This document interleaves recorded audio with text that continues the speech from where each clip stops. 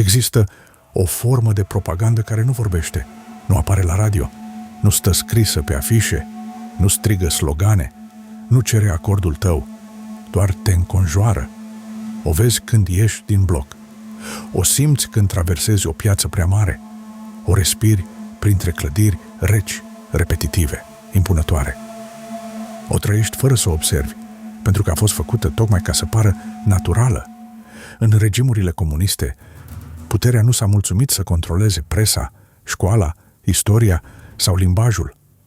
A vrut să controleze și spațiul. A vrut să modeleze nu doar ce gândești, ci și cum te simți în fiecare zi, cum mergi, cum privești, cât de mic te simți, cât de ușor te conformezi. Orașul a devenit astfel un instrument de inginerie psihologică. Străzile, blocurile, piețele, bulevardele, monumentele, distanțele, înălțimile, simetria, betonul, lipsa intimității, repetiția obsesivă, toate acestea nu au fost simple alegeri de arhitectură, au fost, în multe cazuri, alegeri politice. Mai mult decât atât, au fost alegeri psihologice. Dacă în marketingul modern brandurile folosesc culori, sunete, forme, trasee de cumpărare și design ambiental ca să-ți influențeze comportamentul, fără să-ți ceară permisiunea, dictatorii secolului 20 au făcut ceva similar la scară urbană. Au creat un fel de neuromarketing totalitar, nu pentru a vinde un produs, ci pentru a vinde obediență, disciplină, conformism, micimea individului în fața statului. Acesta nu este doar un video despre clădiri urâte și nici despre nostalgia sau demonizarea unei epoci. Este un video despre un adevăr mai profund. Spațiile în care trăim ne rescriu emoțiile, reflexele și comportamentele. Iar când statul proiectează aceste spații cu intenție ideologică, arhitectura încetează să mai fie fundal, devine armă.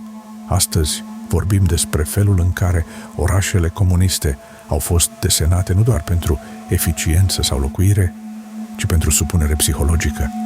Vom vorbi despre monumentalitate, repetiție, dezorientare, control vizual, colectivizare urbană și despre felul în care un regim poate intra în mintea oamenilor fără să le atingă direct gândurile.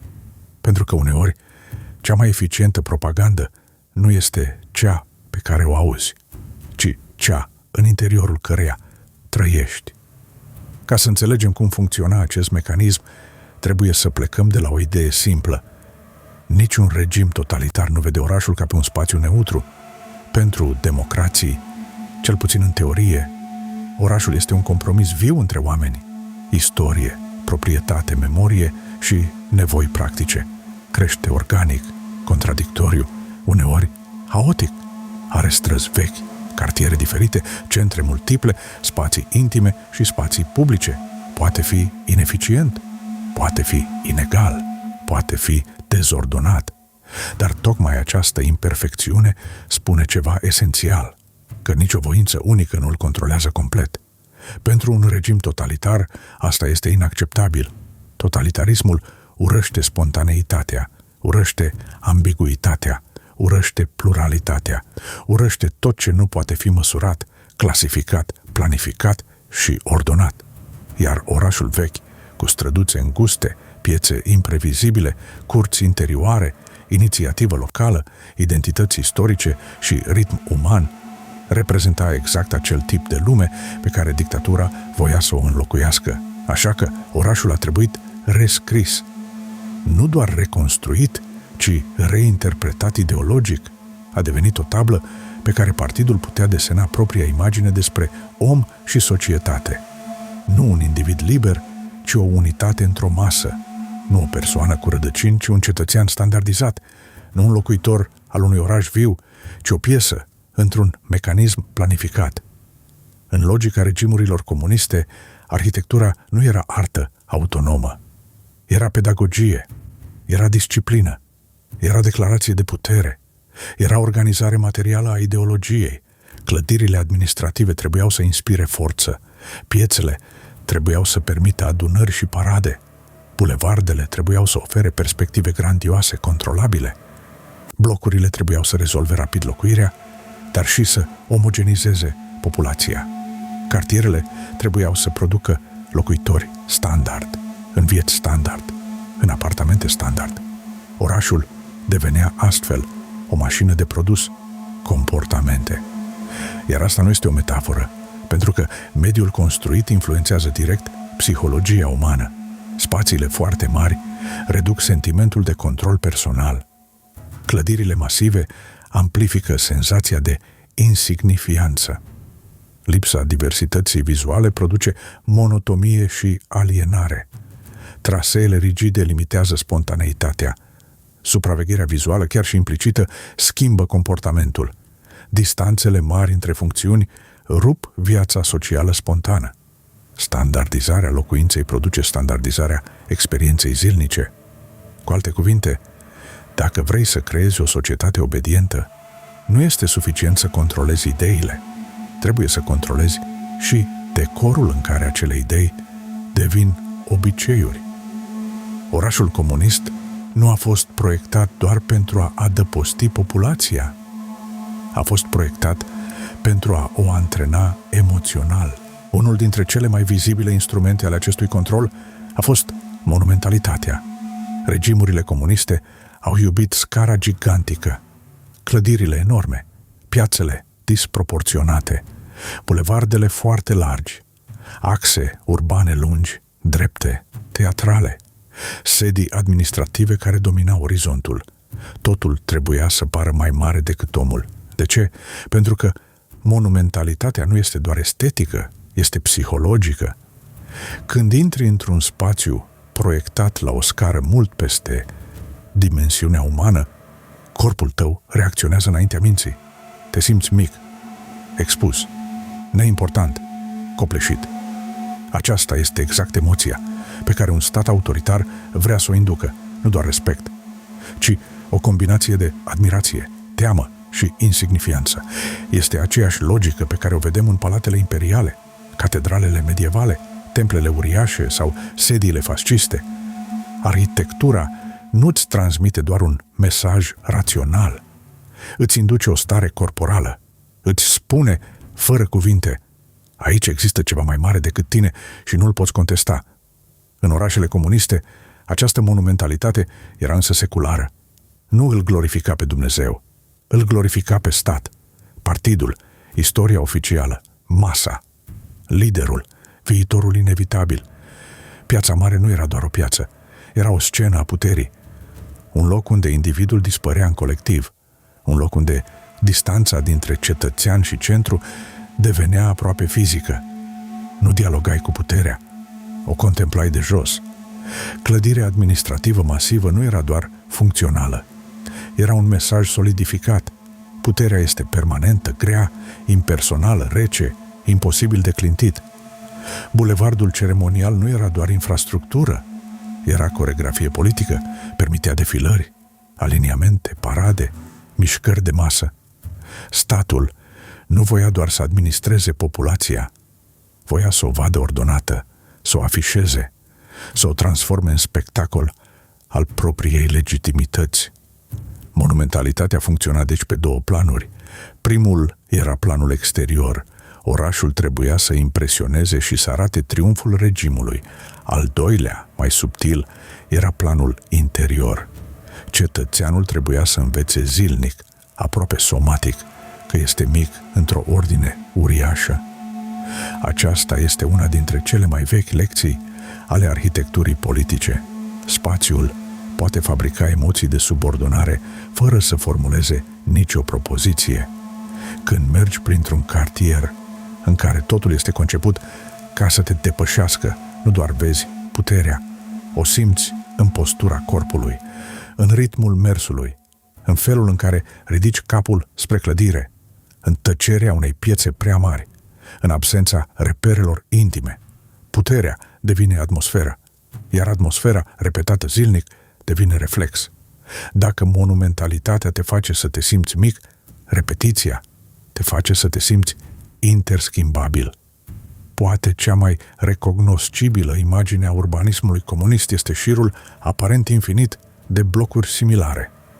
fațade repetitive, ferestre repetitive, scări repetitive, cartiere repetitive. O geometrie care pare să spună: aici nu există excepții. Desigur, există și explicații economice reale. Industrializarea rapidă, urbanizarea accelerată și criza de locuințe au împins regimurile comuniste spre construcții standardizate, ieftine și rapide. Ar fi simplist să spunem că totul a fost exclusiv conspirație psihologică. Dar ar fi la fel de naiv să credem că efectele psihologice ale acestei standardizări au fost accidentale sau irelevante. Regimurile comuniste nu doar tolerau uniformitatea, o valorizau ideologic. Uniformitatea sugera egalitate, control, ordine, predictibilitate, colectivitate, supremația planului asupra particularului. Problema este că aceeași uniformitate produce și efecte psihice profunde. Într-un mediu hiperrepetitiv, creierul primește mai puțin stimuli diferențiatori. Orientarea devine mai slabă. Atașamentul față de loc scade. Memoria spațială devine mai rece. Cartierul își pierde individualitatea. Iar când mediul nu reflectă particularitatea vieții tale, începi să te simți și tu mai puțin particular. Asta este cheia. Standardizarea locuirii poate sugera standardizarea identității. Când milioane de oameni trăiesc în apartamente aproape identice, pe străzi aproape identice, în cartiere aproape identice, mesajul nu este doar economic, este existențial. Viața ta poate fi înlocuită. Locul tău este unul dintre mii. Biografia ta se topește în serie. Această estetică a repetitivității are ceva profund anti-individual. Nu îți spune explicit să renunți la sine, dar creează un cadru în care sinele nu mai pare central. Mai mult, repetiția reduce surpriza și spontaneitatea. Orașul nu mai este o aventură de întâlniri neprevăzute, diferențe și ritmuri distincte. Devine o rețea de trasee funcționale, previzibile, controlabile. Într-un asemenea mediu, omul învață să trăiască în modul administrativ, să se deplaseze, să consume, să se întoarcă, să repete, iar repetiția fizică susține repetiția psihologică. Blocul repetitiv devine astfel mai mult decât o soluție de masă. Devine un profesor tăcut al conformismului, nu printr-un ordin, ci printr-o experiență zilnică. Totul e asemănător, deci și tu trebuie să fii.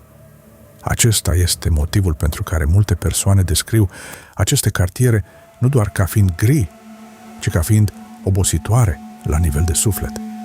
Nu doar din cauza materialelor sau a sărăciei, ci pentru că repetiția prelungită produce o formă de anestezie existențială.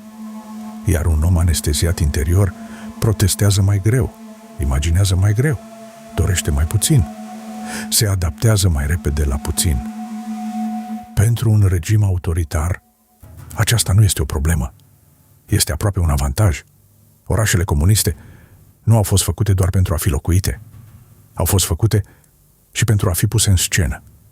Una dintre funcțiile esențiale ale urbanismului totalitar este transformarea cetățenilor în spectatori și figuranți ai puterii.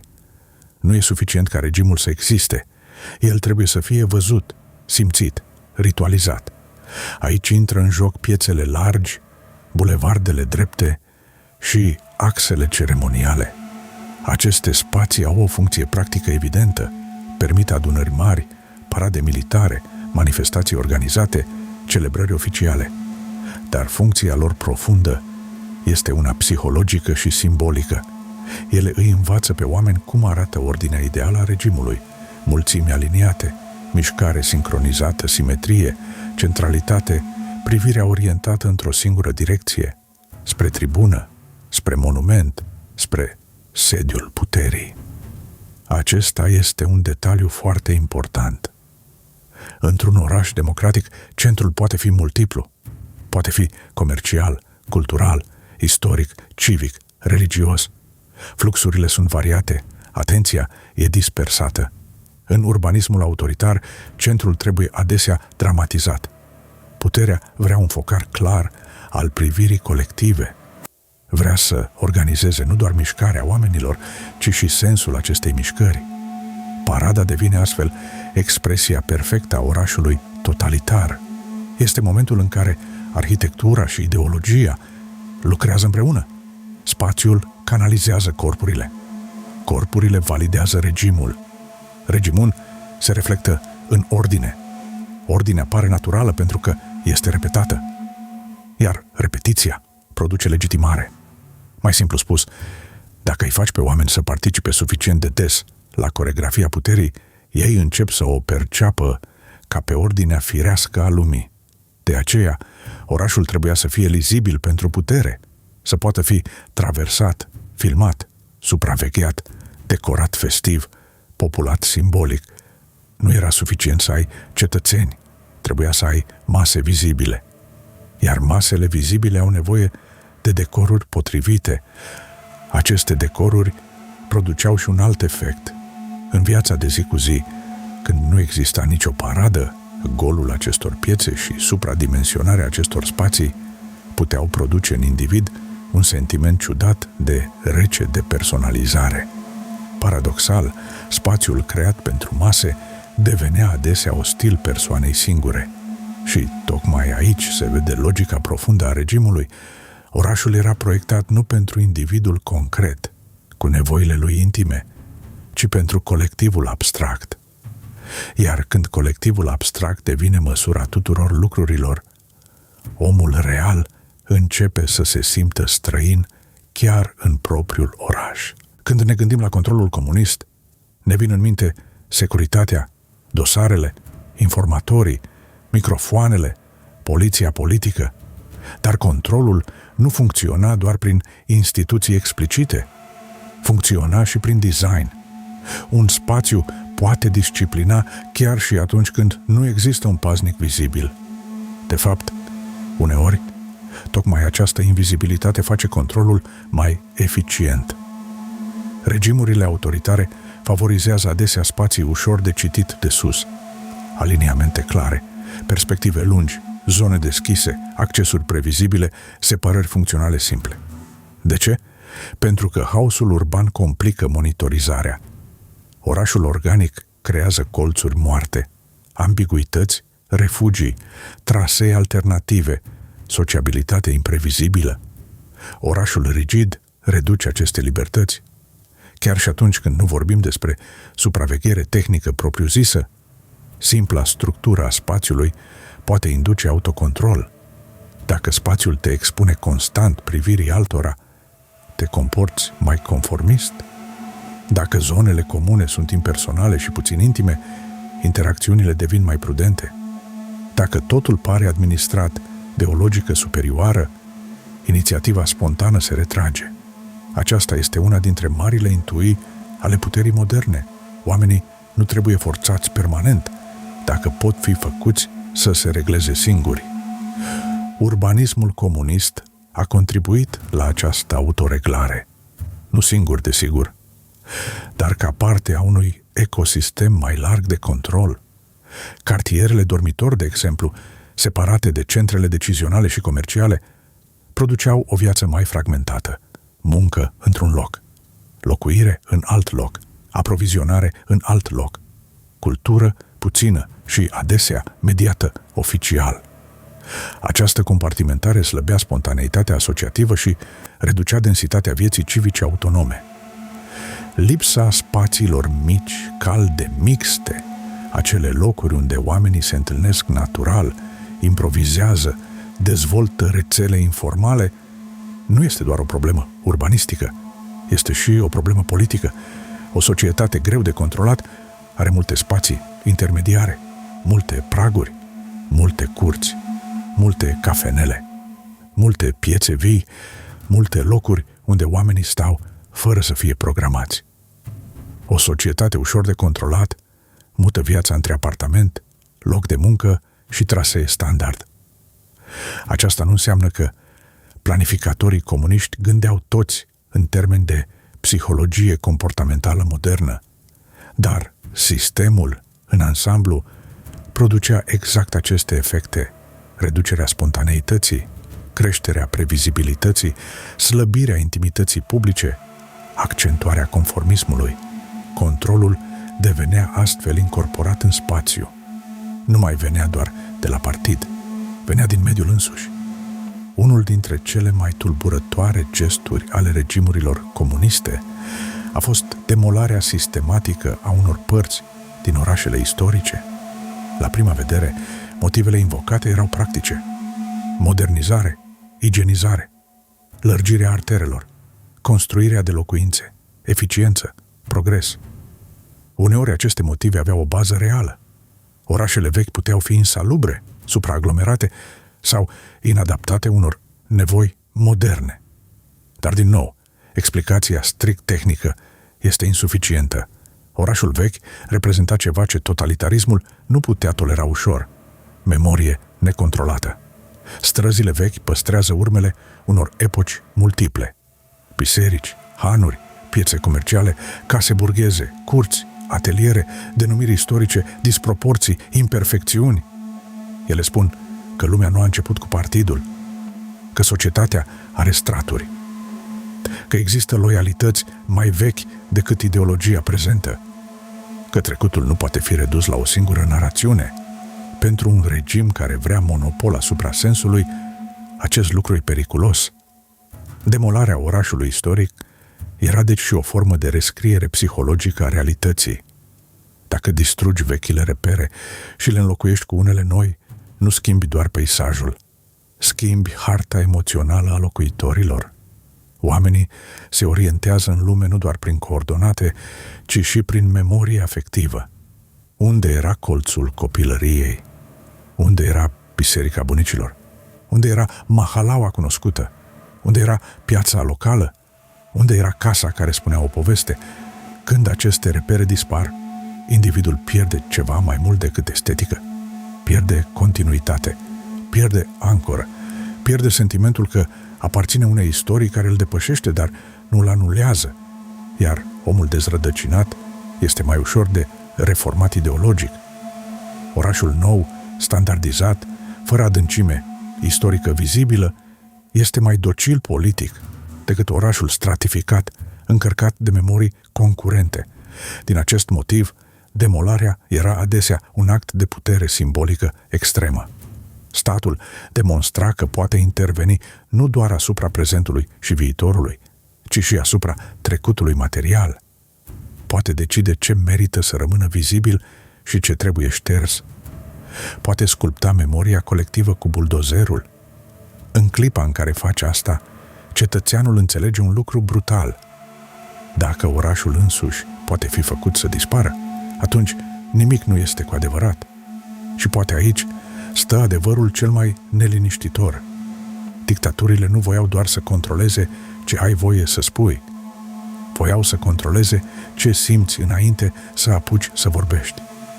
Voiau să intre în reflexele tale, în mersul tău zilnic, în felul în care privești o clădire, în felul în care taci într-o piață prea mare, în felul în care te obișnuiești să fii mic, pentru că supunerea perfectă nu este aceea impusă doar prin frică, ci aceea care devine decor, rutină, peisaj, normalitate. Atunci când puterea îți construiește strada, blocul, cartierul, orizontul și distanța dintre tine și ceilalți, ea nu mai conduce doar societatea. Începe să modeleze percepția însăși. Iar în momentul acela, arhitectura nu mai este doar arhitectură. Este psihologie turnată în beton. Poate de aceea multe dintre aceste locuri produc și astăzi o senzație greu de explicat. Nu doar tristețe, nu doar nostalgie, ci o apăsare anonimă, ca și cum spațiul a reținut în el o disciplină veche, o lecție mută despre ordine, frică și conformare. Și poate că asta e moștenirea cea mai persistentă a regimurilor totalitare, nu doar clădirile pe care le-au lăsat în urmă, ci reflexele pe care acele clădiri le-au antrenat în oameni. Pentru că zidurile nu gândesc, dar îi pot învăța pe oameni cum să simtă, cum să se miște, cum să se vadă pe ei înșiși.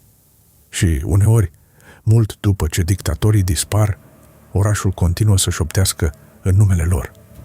Uneori, cea mai durabilă propagandă este cea în care oamenii continuă să locuiască. Vă invit să vă abonați și să dați like, deoarece acest lucru mă motivează să continu munca mea. În același timp, împreună mărim comunitatea celor care doresc să își extindă orizontul cunoașterii. Și până pe data viitoare, rămâneți curioși.